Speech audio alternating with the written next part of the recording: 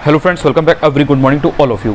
यार, जो भी लोग आर की प्रिपरेशन कर रहे हैं, ये वीडियो उनके लिए बहुत ज़्यादा इंपॉर्टेंट है, इसलिए बिकॉज इसमें मैं ये बताऊंगा कि आर के लिए जो आपका जल्दी बहुत वैकेंसी आने वाली है, बेस्ट टेस्ट सीरीज़ कौन सी होगी, कौन सी ऐसी कोचिंग है या कौन से ऐसे लोग हैं जिनकी टेस्ट सीरीज़ अगर आप लगा लो तो आपको सबसे ज़्यादा बेनिफिट करती है। ठीक है, 4 से 5 इसमें मैं ऑप्शन आपके लिए दूंगा।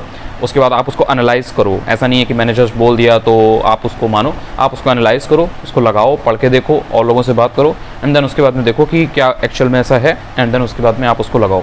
ठीक है, देखो अगर आर की बात करें, यूपीपीसीएस में तो बहुत सारे ऑप्शन है, बट आर में ऐसा नहीं है कि हर किसी की टेस्ट सीरीज आती हो और एक स्टैंडर्ड हो, मतलब अच्छे क्वेश्चंस हो, अच्छे उसमें सॉल्यूशन भी दिया हो एंड एरर ना हो। सो अगर बात करें तो आर के लिए सबसे जो बेस्ट टेस्ट सीरीज है, सबसे बेस्ट अगर आपको मॉक टेस्ट मिलेंगे तो वो मिलेंगे DIS के। There is no doubt about it, मतलब no one can match that.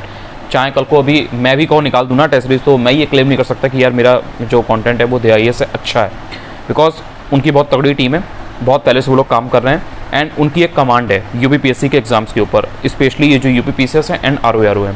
तो जिस भी बंदे ने प्रॉपर अगर DIS के लगा रखे हैं, जिसका एक्सपीरियंस है, जो मैच्योर हैं, जिन्होंने मतलब प्रॉपर दिए हैं टेस्ट उनके हर साल के, जैसे उनके 25 से 30 टेस्ट होते हैं यूपीपीसीएस के लिए, तो अगर आपने 1-2 साल की टेस्ट सीरीज भी प्रॉपर दी है, सेंटर पे जाके एनरोल करके खुद को, या आपने अगर घर पे भी फॉर दैट मैटर लगाए टेस्ट और आपको आइडिया है किस तरह से DIS के टेस्ट होते हैं, तो आप जान जाओगे कि आर के लिए भी उनके टेस्ट कितने अच्छे होते हैं। हाँ, हिंदी के सेक्शन में कहीं कहीं पे कुछ एरर्स होती हैं, मैं पहले बता दे रहा हूँ। हिंदी के टेस्ट पेपर में, DIS के टेस्ट में कुछ एरर्स होती है, तो वो थोड़ा सा देख के लगाना, एंड हो सके तो हिंदी का टेस्ट मत लगाना।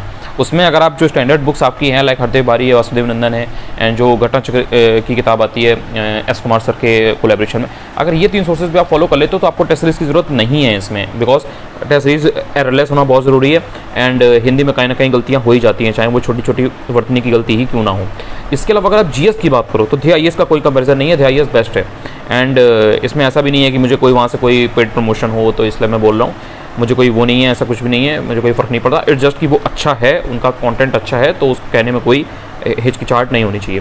DIS के बाद अगर बात करें तो आपको GS वर्ल्ड की टेस्ट सीरीज काफ़ी अच्छी देखने को मिल जाती है, मतलब कुछ पर्टिकुलर जो सेक्शंस हैं वो बहुत अच्छे होते हैं GS वर्ल्ड के। अगर वो आपको कहीं से मिल जाए, जैसे अगर आप एनरोल करा सकते हैं खुद को तो आप करा लीजिए, अगर आप अफोर्ड नहीं कर सकते हैं तो एटलीस्ट आप घर पे उनके टेस्ट मार्केट से ला करके जरूर लगाइए। स्पेशली ज्योग्राफी के टेस्ट है, मैंने पहले भी बताया, ज्योग्राफी के टेस्ट, वर्ल्ड ज्योग्राफी के टेस्ट, इंडियन ज्योग्राफी के टेस्ट एंड करंट अफेयर्स के टेस्ट बहुत अच्छे होते हैं। एक डेडिकेटेड पूरा उनका जो टेस्ट पेपर है वो करंट अफेयर्स को ही होता है। सो ज्योग्राफी और करंट अफेयर्स तो मोस्ट इंपॉर्टेंट है। इसके अलावा भी उनके एंशियंट के, मिडिवल के इंडिविजुअल टेस्ट आते हैं, तो जिन लोगों को एंशियंट मिडिवल में काफ़ी प्रॉब्लम होती है तो वो लोग फिर उनका GS वर्ल्ड का टेस्ट लगा सकते हैं। तो DIS हो गया, GS वर्ल्ड हो गया। इसके बाद में PCS मंत्रा की जो टेस्ट सीरीज है वो भी काफ़ी अच्छी होती है, मतलब उसका जो सॉल्यूशन होता है वो बहुत इंपॉर्टेंट होता है। देखो क्वेश्चंस तो इट्स लाइक कि सिंपल सा होता है, एक लाइन का क्वेश्चन होगा एंड सिंपल क्वेश्चन होंगे, कुछ होंगे वो फैक्ट्स ऐसे होंगे जो आपने सुने भी नहीं होंगे, कुछ फैक्ट्स ऐसे होंगे जो बहुत अच्छे होंगे, जो आपको एग्जाम में एकदम डायरेक्टली वो क्वेश्चन ही मिल जाएगा। लेकिन जो सोल्यूशन PCS मंत्रा वाले देते हैं ना वो काफ़ी अच्छा होता है, 4-5 लाइन में, 6 लाइन में या 8 लाइन में कई बार देते हैं, एंड वो टू द पॉइंट होता है, क्रिस्प होता है। मतलब ऐसा नहीं है कि 8 लाइन का सोल्यूशन अगर दिया तो उसमें 4 लाइन कुछ भी लिखा है एंड 4 लाइन में केवल काम की बात हो। सो उनका जो सोल्यूशन है वो अगर आप पढ़ के जाते हो तो आपको वो टॉपिक तैयार होता है, आपका वो जो पूरा एरिया है, मतलब जैसे अगर कोई चीज़ इंपॉर्टेंट है, जैसे अगर मुगल एडमिनिस्ट्रेशन इंपॉर्टेंट है, या जो टर्मिनोलॉजी होती है दिल्ली सल्तनत की या मुगल के टाइम की जो टर्मिनोलॉजी है, जैसे इस बार भी एक क्वेश्चन यूपीपीसीएस में था कि खरीदादार कौन थे, खरीदादार का क्या मतलब होता है, तो इस तरीके की जो टर्मिनोलॉजी है ना वो बहुत इंपॉर्टेंट होती है। तो इस तरीके के क्वेश्चंस को वो पूरा दे देते हैं, लाइक एक तो 4 ऑप्शंस तो दिए ही दिए, उसके बाद में जो 6 ऑप्शंस और प्रोबेबल हो सकते हैं जिनसे क्वेश्चन पूछा जा सकता है वो भी उन्होंने सॉल्यूशन में दिया होता है। तो अगर आप वो तैयार कर लेते हो 6 और 4 आपके ऑप्शन में आए हुए तो आपके 10 टर्म तैयार हो गए। तो यार अगर इंपॉर्टेंट कोई टर्म है जिसके बारे में आयोग पूछ रहा है तो यार वो उन 10 टर्म में से ही होगा, तो वो मिल जाएगा आपको, या उसकी हेल्प से आप आंसर निकाल ले जाओगे। बिकॉज ऐसा क्वेश्चन भी नहीं आता है कि 4 के 4 ऑप्शन हो, आपको बिल्कुल ही ना सुने हो और आपने टेस्ट पेपर में वो क्वेश्चन लगाया हो उस टाइप का। सो PCS मंत्रा की टेस्ट सीरीज भी काफ़ी सही है, आप उसको भी लगा सकते हो, आपको बेनिफिट करेगा। एंड इसके अलावा अगर आप बात करोगे तो और भी मार्केट में कई सारे आते हैं, कई सारे, जैसे स्टडी फॉर रिसोर्सेज की भी आती है। इसके अलावा और भी 1-2 हैं, जैसे एक विवेक सर करके हैं, उनकी आजकल काफ़ी चल रही है, काफ़ी उनका नाम हो रहा है मार्केट में, काफ़ी उनका सर्कुलेट हो रहा है। लेकिन अगर आप देखोगे तो कुल मिलाकर के ये जो 3 हैं, like DIS, GS world and PCS मंत्रा, ये एक नेक्स्ट लेवल पे हैं। इसके अलावा जो दृष्टि आईएएस है, उसके यूपीपीसीएस के टेस्ट अच्छे होते हैं, मतलब काफ़ी अच्छे होते हैं। देखो उनका क्या है कि उनके में एक डिफरेंस इन सारी क्वेश्चन के कंपैरिजन में डिफरेंस ये है कि दृष्टि आईएएस के टेस्ट में जो सॉल्यूशन होता है वो बहुत लंबा होता है, बहुत बड़ा होता है, एंड उसमें कहीं कहीं पर कुछ कुछ चीज़ें थोड़ा सा अननेसेसरी हो जाती है। मतलब उसमें ऐसा नहीं है कि पूरा ही पढ़ने लायक होता हो सॉल्यूशन। तो अब जिस इंसान को उसमें पढ़ने में बोरिंग लग रहा हो, फिर उसके लिए वो दृष्टि आईएएस के टेस्ट नहीं है।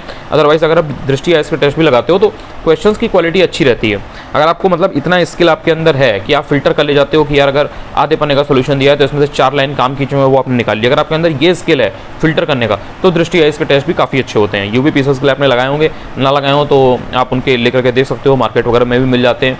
तो अगर आप अफोर्ड नहीं भी कर सकते हो उनके सेंटर पर ज्वाइन करने का सीन, तो मार्केट से लेकर के उनके टेस्ट लगा लो।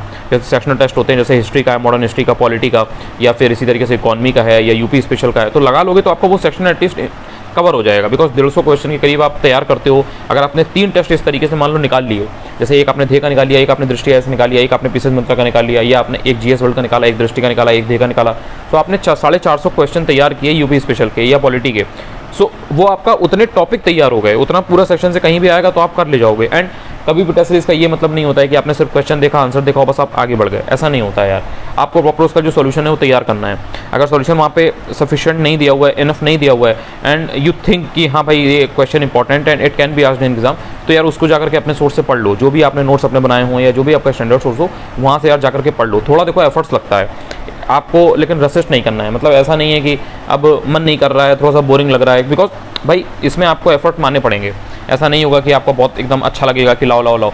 आपको उठ करके जो भी आपका सोर्स है वहाँ से आपको वो टॉपिक पूरा तैयार करना पड़ेगा। एक्चुअल में टेस्ट सीरीज का तभी फायदा है। सो आई थिंक कि अब आपको आरओ के लिए बहुत ज़्यादा टेंशन, बहुत ज़्यादा स्ट्रेस नहीं होगी। इसकी यार बात देखो यार, मार्केट में और भी ऐसे 2-3 सोर्सेज हैं जिनके टेस्ट पेपर आपको मिल जाते हैं, वो बहुत ज़्यादा पॉपुलर नहीं है। लाइक आपको यूथ में मिल जाएंगे, किरण में मिल जाएंगे, इन लोगों के टेस्ट पेपर आते रहते हैं एग्जाम के पहले 10-15 टेस्ट पेपर का ये लोग अपना निकालते रहते हैं कंपाइलेशन।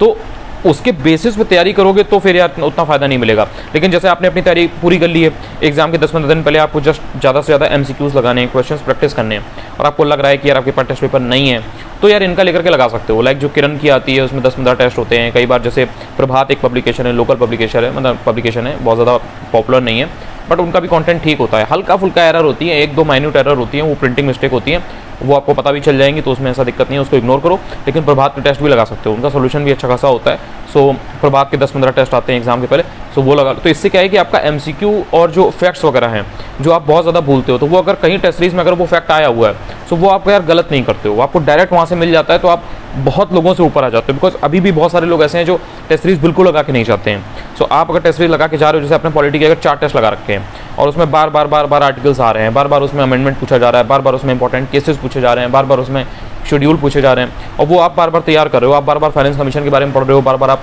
अटॉर्नी जनरल के बारे में पढ़ रहे हो, कैग के बारे में पढ़ रहे हो, प्रेसिडेंट के बारे में पढ़ रहे हो, प्रेसिडेंट के इलेक्शन के बारे में पढ़ रहे हो, सुप्रीम कोर्ट के बारे में पढ़ रहे हो, हाई कोर्ट के बारे में पढ़ रहे हो, प्रेसिडेंट की क्या पावर्स हैं स्पेशली उसके बारे में पढ़ रहे हो, या जो पार्लियामेंट है उसके बारे में आप पढ़ रहे हो, जो सेंट्रल स्टेट रिलेशन है उसके बारे में आप देख रहे हो, आप सरकारिया कमीशन के बारे में देख रहे हो, आप धार कमीशन के बारे में देख रहे हो, आप रीऑर्गेनाइजेशन ऑफ स्टेट्स के बारे में देख रहे हो, आप कॉन्स्टिट्यूएंट असेंबली के बारे में देख रहे हो। तो जब बार बार ये सारे टॉपिक्स रिपीट होते हैं तो कहीं ना कहीं आपके दिमाग में स्टिक कर जाता है, आपके सबकॉन्शियस माइंड में वो आंसर बस जाता है कि हाँ भाई इसका तो ये होगा।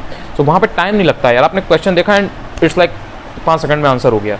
सो आई थिंक अब आपको टेस्ट सीरीज को लेकर के डाउट नहीं होगा एंड काफ़ी क्लैरिटी आपके माइंड में हाई होगी। और कोई अगर क्वेश्चन हो तो आप बेधड़क कमेंट सेक्शन में पूछ सकते हो। बाय, टेक केयर, लगातार पढ़ते रहो। पढ़ना किसी भी चीज़ से ज़्यादा इंपॉर्टेंट है इस समय, बिकॉज 3-3.5-4 महीना आपके एग्जाम को बचा हुआ है अगर देखा जाए तो अप्रॉक्सीमेटली। एंड अभी देखने में लग रहा होगा कि यार बहुत सारा टाइम है, बट एक्चुअल में टाइम नहीं है।